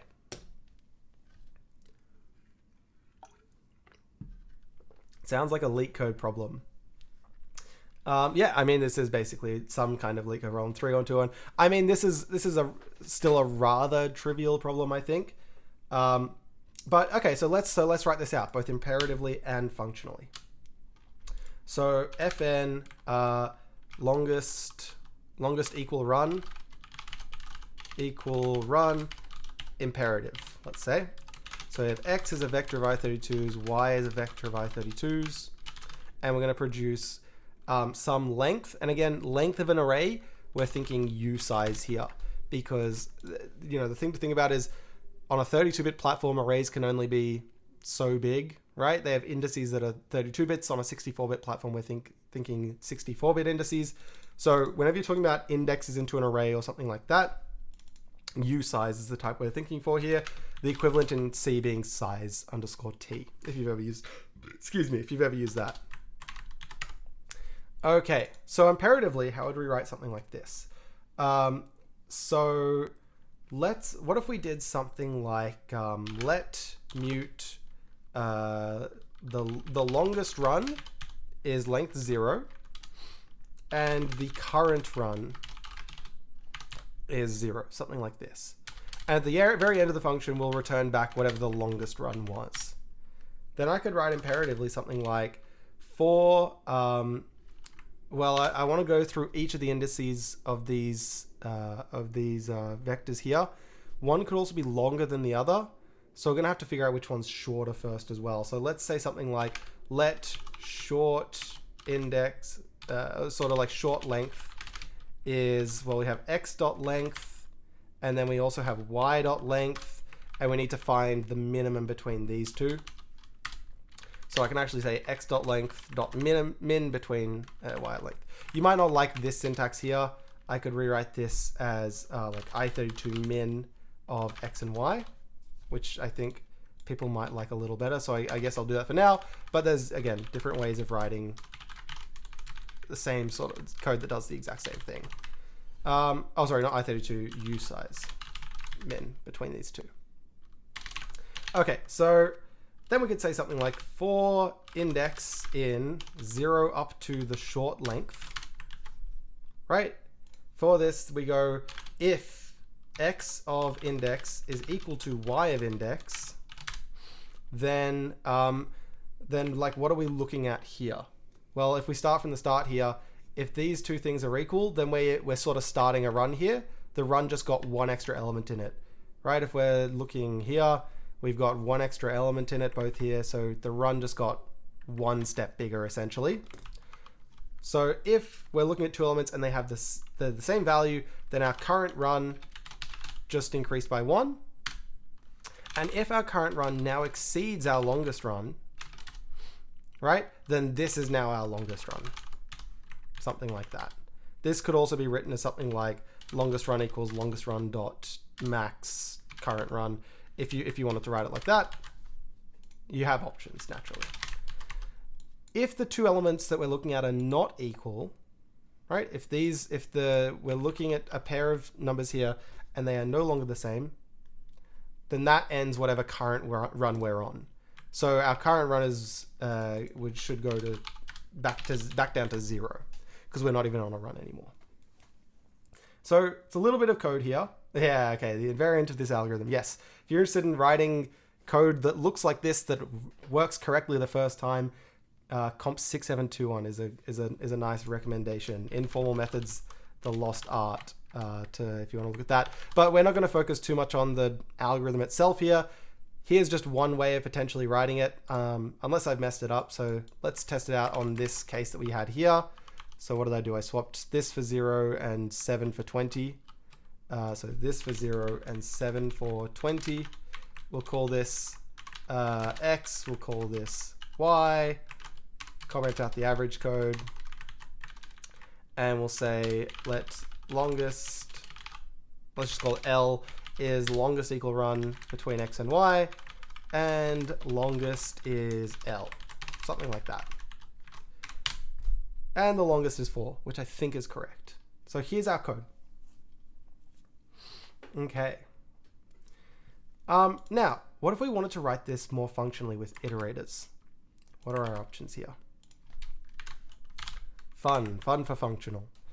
Well, let's start with turning our first vector into an iterator, right? Now, the interesting thing about writing code functionally is that often you're looking to be more descriptive than prescriptive, right? So up here, I'm really like each line of code is needing to tell the computer what to do. Like, sorry, no, rather my mistake is telling the computer how to do this something. So what we're doing here is we're checking if they're the same. How we do it is we go X of index is equal to Y of index, right? What we're trying to do here is loop through each pair of elements. How we're doing it is we're needing to find the short length and then tracking through this stuff and all that. And you can imagine that it's easy to like mess this up, to get something backwards. Like instead of a min, you accidentally wrote a max. Instead of a dot dot, you wrote a dot dot equals. Instead of a 0, you wrote a 1, right? There's a lot of little details here to get wrong. But this big idea that we've got here is looping through, like looking at pairs like index wise into two iterable things, two things that we can iterate over. And that's an idea that's general to anything that can be iterated over. Like anytime you're trying to iterate over two things and do this stuff, it doesn't matter whether you're iterating over integers, iterating over strings, iterating over structs, iterating over, enums, whatever you're iterating over, this is just sort of a general idea. And so that's a candidate for something that someone's already done the work to write code that does this and has probably gotten it right? It's probably extensively tested. It's probably been used by tens of thousands of people. So there's probably a better chance that it does the right thing than you trying to explain to the computer how to do that potentially kind of complicated thing. Now, who was it in the chat? Who was in the chat? Daniel Wang. Is there a zip in Rust? Let's have a look. Zip here. So zip has this crazy signature here. Zips up two iterators into a single iterator over pairs. So let's look at the example. A1 is 1, 2, 3. A2 is 4, 5, 6. If we iterate over A1 and zip it with A2, what do we get? It gives us 1, 4. See? 1, 4. It gives us 2, 5. 2, 5. It gives us 3, 6. Right? These are, notice how it's like sum has this bracket, but then it has another pair of brackets here. That's because we've got a tuple. Right? So we've got a tuple of an element from the first iterator and an element from the second iterator. Right? The existence of zip makes Miguel very happy. Right? And again, as Shrey mentions, this is just what the standard library provides. There's, again, there's hundreds, thousands of these functions out there in the wild. So if we said x.zip with y, right? I might need to write y into it here, but it might even, the type inference might be smart enough to do it anyway, depending on how they wrote it. Now, we've got something that we're iterating over that has an element from x and an element from y at each point, right? Now, do we even care what the actual values are? That's the next question to ask ourselves. Does it really matter that this is 3 and this is 6 and this is 8 and this is 10? Like, it does matter because we need to check if it's equal to 10, if it's equal to 8, if it's equal to 6, if it's equal to 3. But if we decide that they're equal or we decide that they're not equal, did the actual number itself really matter at all? Right? I think it's just like the fact that they're the same or the fact that they're not the same that is what we're really interested in this problem. So we can tell the computer, we can tell Rust how to deal with that. We say, if you recall the map function, the map function lets us say for each element in this that we're iterating over, turn it into something else. Take what we've got, turn it into something else. So if I take our tuple, then I can say, if just turn this into if the first thing in the tuple is equal to the second thing in the tuple. If tuple.0 is equal to tuple.1. Right, so this is the element, like we're working in pairs here. The element from the X iterator is equal to the element from the Y iterator. Right, so now we have an iterator over booleans, an iterator over just true or false. And we're just looking for the longest run of trues in this case. Right, so we might, in the case up here, right, in this example, we would have true, false, true, true, true, true, false, true, true, true. And we just say, okay, there's 4 trues in a row. So that's, that's the one that we want to go for there. And yes, what does a tuple here mean? This is just saying for each element that we're iterating over, turn this element here, and I'm giving it the name tuple. I could give it the name t, I could give it the name x, whatever I want. Tuple, turn it into whether tuple.0 is equal to tuple.1. Now there's another trick I can do here. Again, pattern matching sort of just exists all over the place in Rust, and I can also pattern match out of this here. I could say something like, so notice I changed this from being tuple here to be these parens, and I'll say like xlm, ylm, and it goes, oh, I've got a tuple of an integer here and an integer there, right? Then I'm gonna make this integer xlm and that integer ylm, and then rewrite this right-hand side here as xlm is equal to ylm as well, which is also quite nice. Pattern matching, yes, can we do pattern matching? There it is, right? You absolutely can. Alrighty. So also all these errors over here is just it being angry because it was like, you said you're gonna return a usize, and this whole thing's an iterator, and I'm upset, and blah, blah, blah, blah, blah. So I just throw a to-do down here, and it goes, oh, okay, I get it. You're still working on this, and it's fine. And if I hover over this, you'll see x element is an integer and y element here is an integer. And we compare them together, and that is a bool, right? We're just iterating over booleans now. Now, there's the next question is, we want to find the longest run of these booleans. There might be a particularly nice way to do this. What I would sort of think to reach for is something like fold. Yeah, and reduce is sort of rather similar to fold in this manner, but just subtly different. And this is sort of a thing you'll run into where you go, is there a nice method for me to deal with this? And the answer a lot of times is like, maybe. You don't know all these functions here unless, if you've used something like Haskell a lot, even if you've used things like Java's functional iterators, you might recognize quite a few of these, map, filter, stuff like that. But there's a good chance that you just sort of don't know a whole lot of these things.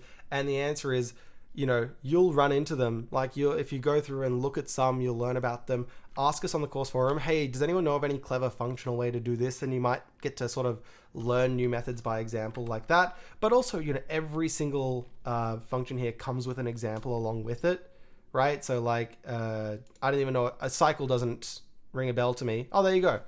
So it has an example here that says if you cycle this iterator over 1, 2, 3, you just get 1, 2, 3, 1, 2, 3, 1, and sort of just goes in an infinite loop of that iterator. And so I don't know what cycle is. I click on it because it sounds interesting, and then I see what it does. And I'm like, okay, cool. There might be some interesting details that I read here, but I look at the example and it's like, okay, I get it. So fold is what I'm going to use here to turn this iterator over booleans into this final number of 4, the longest run. Fold is a little gnarly. So we'll go back to the whiteboard for a second here. The idea of fold is if I have, so it's true, false, true, true, true, true, false, true, true, true, like this. And I say fold over that iterator. I need a sort of an initial value, and then one of those closures, one of those functions that takes, which ones that take first again? It takes the item, right? That's sort of like this thing here, along with one single item, and it needs to spit out that item again. So it needs to spit out sort of like a, oh, I shouldn't have called this item. This should be called element rather. And this maybe we'll refer to it as like the reduction, right? Let's call it that for now. The reduction here, you get a reduction here and it needs to spit out a reduction out this side. And so this is like, oh, a little crazy. What's going on here? So we're trying to reduce this into just a number. Just the, like this number here, 4, is what we're trying to get to, which is the longest sequence of the same thing, right? So if I initialize our reduction in this folder as the number 0, right? Fold across with the number 0. And then I say, if you give me some sort of reduction and an individual element, then I will give you a new reduction out back. So what's it going to do for me? It's going to go, okay, well, the first element here is true. So I'm going to call your function with 0 is what you've told me to start with, and the element true.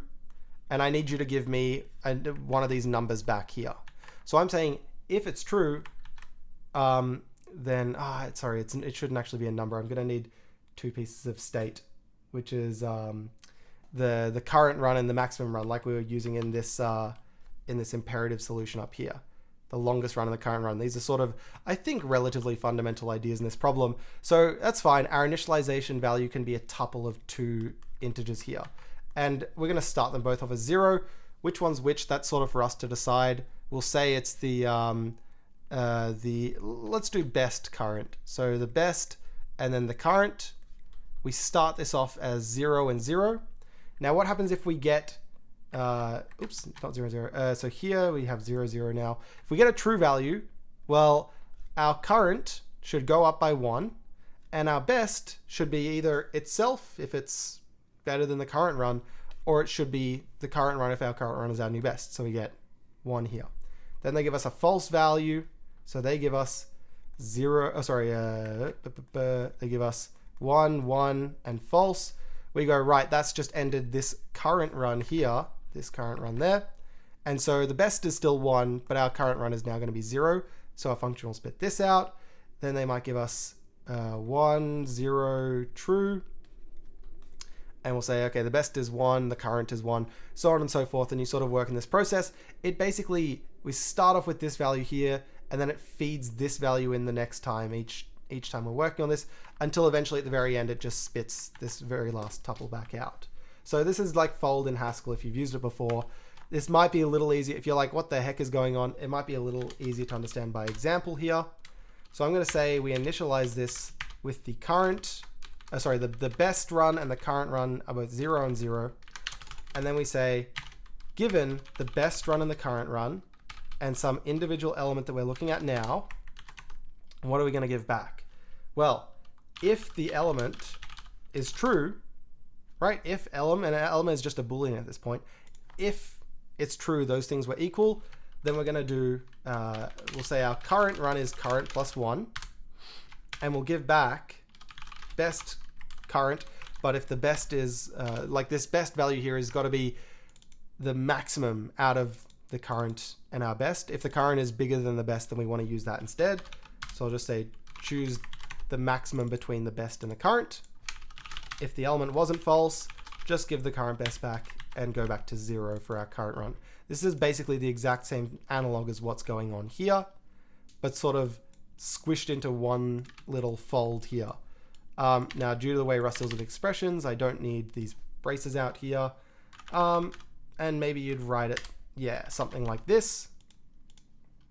And so finally, this fold should spit us out the best and the current, right, over this whole thing. And we just care about giving back the best run, like this. And so, and notice we actually don't need this current value at all here. So you can either prefix it with an underscore to say we're not using it, or you could just even replace it with an underscore entirely if you just want to say we don't care. And this is a functional solution. We'll just quickly test it works. I'm having to sort of like speed along a little bit because we're running out of time. But this is an example here of using a very heavily functional fold for this problem here. But the interesting thing as well is that you could also mix these two approaches, right? If you went, I was with you till here, and then this fold sort of blew my brains, that's okay, right? I would suggest sort of playing around with it yourself and trying to get accustomed to it because it is a very nice option to have. But you could go, I really liked the first half, but you had me in the first half, but you know, didn't like the second half of it. Just stop once you reach this map here. All right, once you've turned it into booleans, you could just go for elem in this whole chunk of stuff, right? And now we go back to the imperative solution here, right? You can grab this stuff out. Let's grab the pass that we need. We don't need this short length anymore. We don't need this loop or anything. So this is sort of the important bit. And oh wait, I've pasted that in the wrong spot. Oopsies. Let me grab this again. My mistake. I posted into the functional version, not the mixed. There we go. Don't need this anymore. We still might need these bits. So this is really the meat and potatoes of this part here. And instead of saying if they're equal, we just say if elem, right? For like equal in X in this functional thing here. If they're equal, then this code, otherwise that, and just spit out the longest run over here. And this is a mixed approach. We've used some functional bits where we liked it. We used some imperative bits where we liked that. And does it still do the same thing? Oops, I thought I copied the name of this. Mixed. Does it still do the same thing? Sure does. Longest is still 4. So again, there's a lot of code to play around with here. I'm going to put this all on GitHub, which you can access via the lectures page over here. In fact, I think you can see some of the code from like the first lecture maybe. Or yeah, the first 2 lectures. See how there's this code here that you can click. I'll put this up after the lecture finishes. So play around with these and play around with these different approaches, functional, imperative, using iterators, that sort of stuff in your lab exercises and all that. So those are the big ticket ideas of today, to be honest. We've talked about iterators. Strings, we haven't got too much of a chance to talk about, but strings really just act as a collection of characters. So hello world. It goes a little deeper than that. So we'll say let s is this. It does go a little deeper than that because strings internally get stored as a sequence of bytes, but we often like to think of things as individual characters. A little, yeah. We often like to think of strings as a sequence of individual characters, including things like emojis. So thank you, Dong, for providing me with emojis to throw in here now. Right, this, if you know about Unicode, you might recall that this letter here, or each of these letters here, are 1 byte apiece, whereas an emoji in this case is actually going to be 4 bytes. And we don't really want to care about like the first byte of the emoji, the second byte, the third byte, the fourth byte. Realistically, we're interested in individual characters, whatever sort of their size is. And so the iterator that we generally use over strings most of the time is chars, s.chars. And this again is just an iterator over characters, iterator over char. And so you'll often want to reach for this chars iterator. I think you might need to do this in your lab exercises, or your weekly exercises rather. So, you know, hint, hint, wink, wink, I think. But, you know, something to consider there. We'll look more about the differences between string and ampersand stir if you've seen them around the place next week when we talk about borrowing, references and borrowing, but a little too out of scope for what we're looking at now. There's some fun exercises to do here. Since we don't have time in this lecture, I might do them up in a revision video and then put that up on the course website as well. And the other thing we didn't get to talk about too much, maybe we'll just do a quick thing now, is on the map types.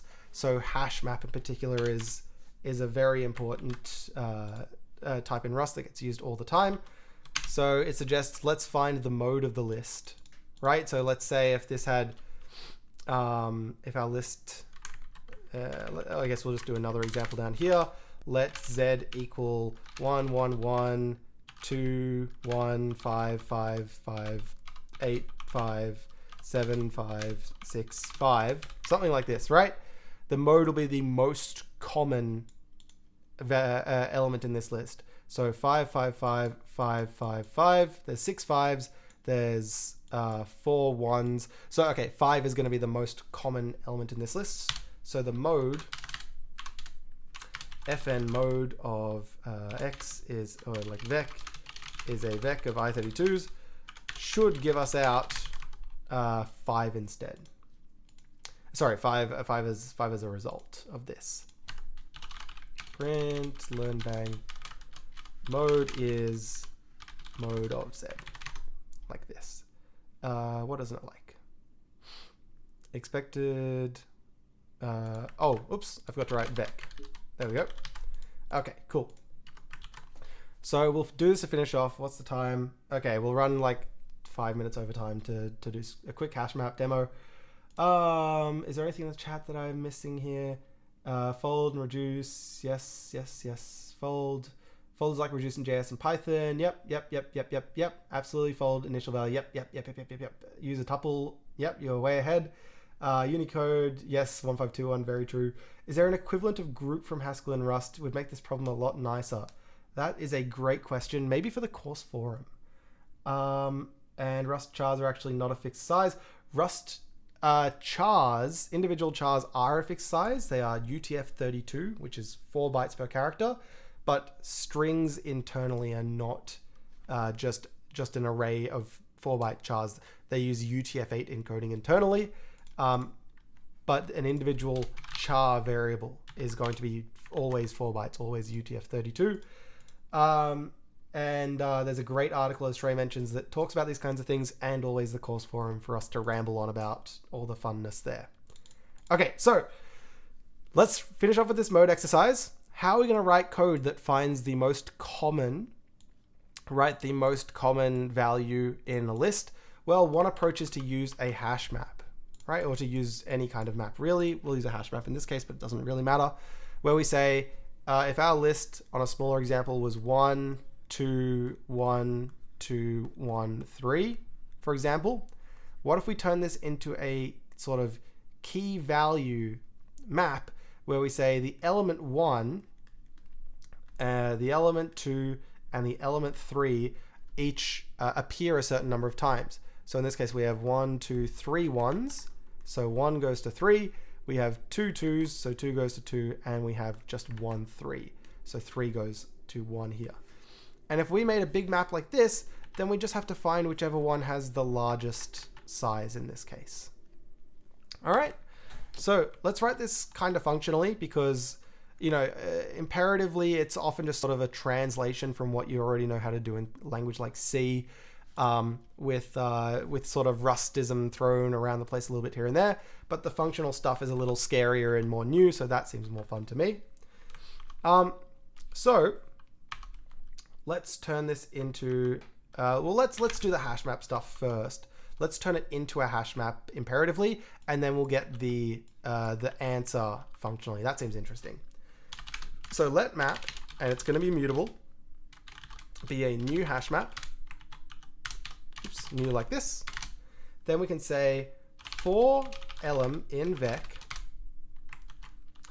map dot insert. This is interesting. So inserting into a map looks like this. We could say insert the elem with a count of 1, and that's great. And it's complaining like, yeah, I know there's still stuff to do, and that's great. But there's a problem here, which is what if the element is already in the array? Like insert the number 1 with 1 count into it is fine the first time, but then the second time it's going to overwrite the existing one with 1 again, when in reality we want it to go to 2, want it to go to 3, want it to go to however many there currently are. So map has a whole bunch of nice things to help us with this kind of stuff. I like to use something called the entry API. So I can say, give me the entry for whatever element we're currently looking at, and we'll say or insert with and modify. Yeah, let's do it this way. And modify some existing element x dot or insert with or insert some default like this. So here's how I've structured this. Tell me about the thing that's in this hash map that's already in here. So if let's say we're up to we've done the first 3 elements here. Our map is going to look like 1 goes to 2 and 2 goes to 1 like this. And if I say, give me the entry of 2, it's going to say, well, 2 goes to 1 right now. If I say give me the entry of 3, it's going to say there is no entry for 3. So it'll be an empty entry. And modify here is saying, if that entry exists, what do I want to do with it? And I'll say, if it exists, increase it by 1. Right? Otherwise, just insert 1 instead. This is probably, okay, fine. Star X. You might not like this for now, but we haven't quite gotten so far as mutable references here. Imagine this in C where we have like a pointer. I'm just saying take the value of X and increase it by 1. I'm sad that I have to do it this way for now, but you can imagine. If it exists, increase by 1. Otherwise, just insert 1. Insert the element with a value of 1, because we've only just seen this first one now. And so that will throw us together a map, which is great. Cool. We should have our map that looks something like this at this point. And now we just want to find the one with the biggest value. So that should be this one here. And then out of that, spit back out that 1 was the most common. Right? They don't want to know how many times it appeared, just that 1 was the most common. And so we'll do that functionally. So we'll say in this map, let's turn it into an iterator. Right? What is a map? How do you iterate over a map? Well, it iterates into tuples. So the first key in the tuple is the first element in the tuple is the key. The second element in the tuple is the value. So turn it into an iterator, and I want to find the max by key. This is a very interesting one. Find me the biggest thing, right? The max by key where we have, if we have a the like number and the occurrences. That's spelt wrong, I think. I don't know. Spelling's hard. Give me the maximum by the occurrences instead. Okay. Okay, yes, it's very fun. We haven't dealt with borrowing yet. Just add stars and refs until it works for now, sadly. But we will get there next week. You don't have to worry too much about this yet. But we say maximize, find me the maximum thing in this iterator that by like the occurrences, not by the number itself, but by the occurrences. And it goes, great, I'll do that for you. Now notice though, this actually returns an option, right? So because the maximum may or may not exist. There's something that I made this mistake and no one in the chat noticed it unless I missed it. No one in the chat missed it. This here is a bit of a bad signature. And the reason I'm sort of making fun of everyone in the chat here is because I missed this, you all missed this, you know, or at least maybe didn't, maybe just weren't confident enough in to have said it. But this could go wrong. And this function sort of returning an option maybe go, oh yeah, the maximum might exist, the mode might not exist because this vector might be empty. There might be no elements in it, and so then what's the mode? And so then this, we could just say, realistically, we should maybe return an option. So maybe there's a mode, maybe there isn't. Now, how do I deal with this? This returns an option with some value in it. I'm going to introduce you, I'm just going to give you a taste of this beautiful question mark operator. This is an option. So let's say like let my option here is whatever this is. It's going to be an option over the number and the number of occurrences that it has. And I can tell if this doesn't exist, right? If there is no maximum, then there is no mode. So if it's none, I just want to give back none. If it's something, if there is some value, then I want to sort of get that value out. And so we probably do this with a match. You'd say match on my option. If there is some value, then do some stuff in here. But if there's nothing at all, just return none to this function. This is such a common pattern in error handling. We'll talk about it more on Wednesday, that there is a brilliant operator for this that is just question mark. And instead of being my option now, I can say let the number and the occurrences equal just this. And the question mark says if it's none, return none back. And so this will never end up getting a value. Or if it's some, just give me the actual value itself, the number and the occurrences. And at the very end here, we just care about which number had the most occurrences. Rather say that there is some value and this is the number there. What if the two numbers have the same number of occurrences? That's a great question, and it comes down to how max works. If several elements are equally maximum, the last element is returned. So you might have to then say, okay, well, if that's how that one works, then I'm going to take this and put this in my documentation here.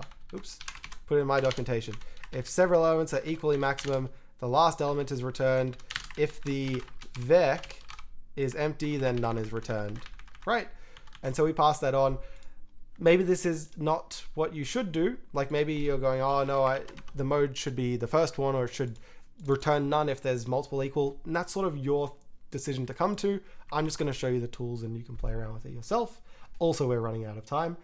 Yeah, so is this it? Part of the monadic bind operator, right equal. So yes, this is it's a very similar idea.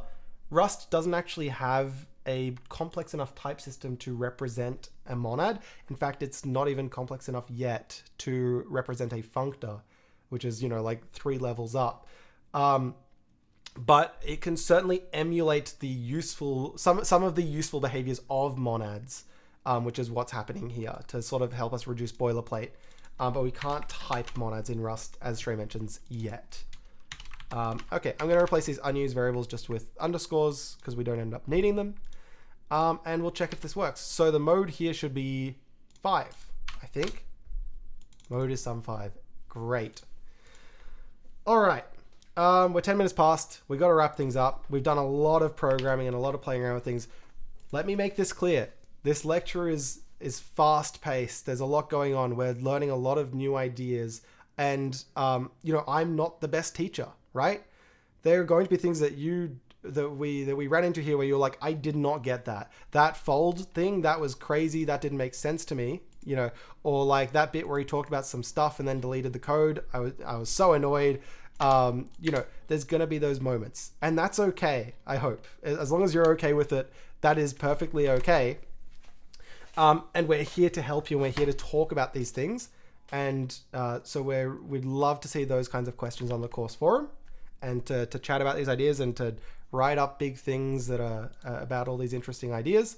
But the overarching message I'm trying to get across here is that if you're feeling like that was a bit fast, I'm feeling a bit rushed, I don't quite get everything, that's expected, that's okay.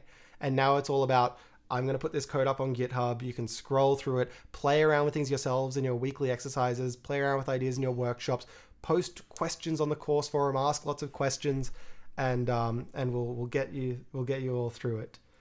Time to replay at 0.25x speed. Yes, as Shrey says, please ask questions on the course forum. Please do, really.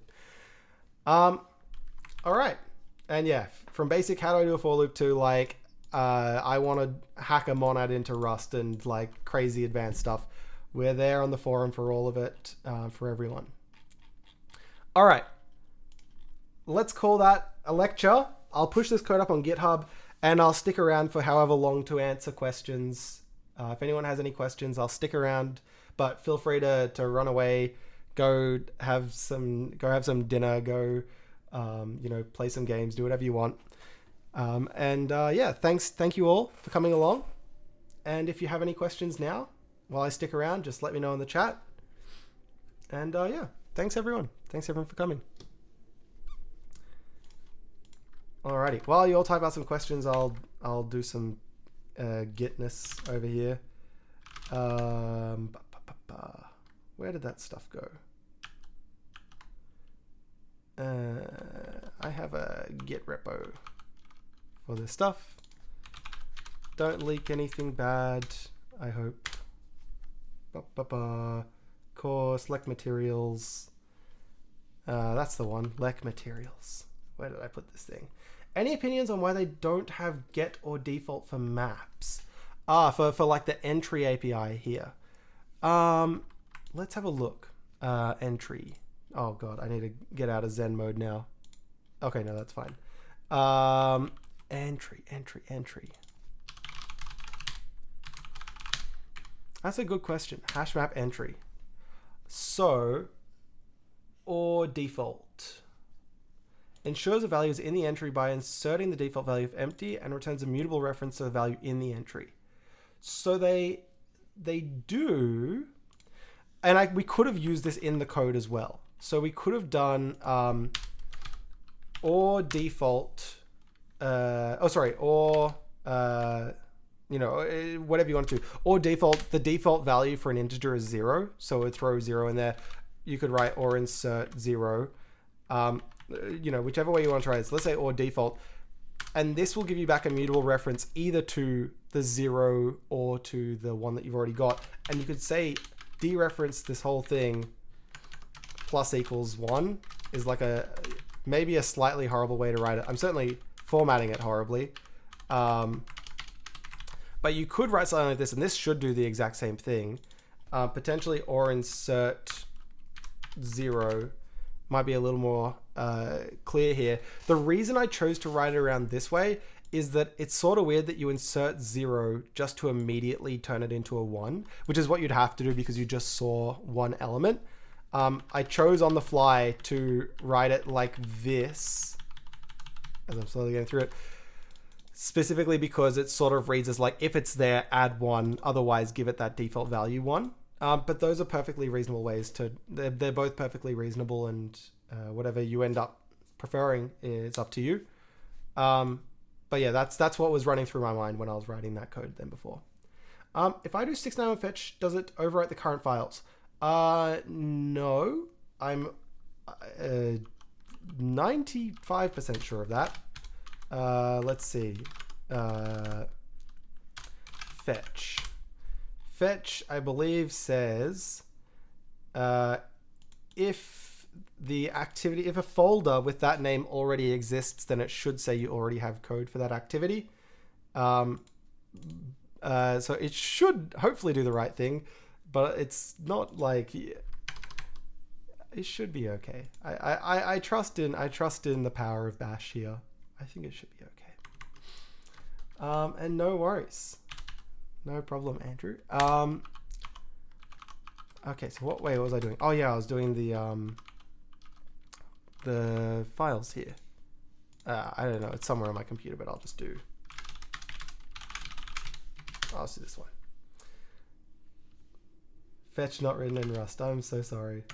Lec materials. Lec nope, that's not it.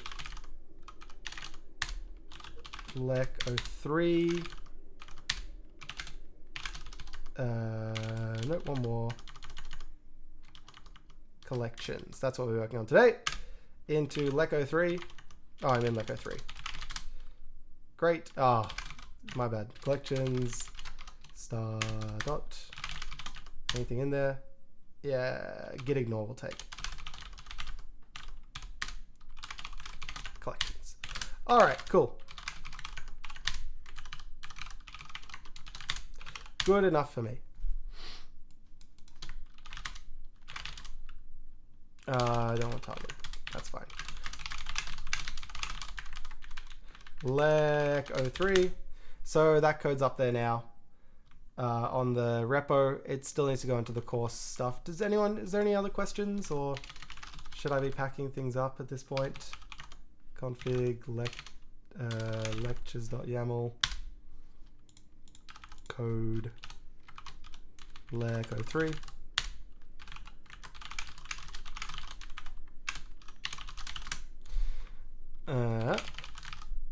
I'm gonna hide that.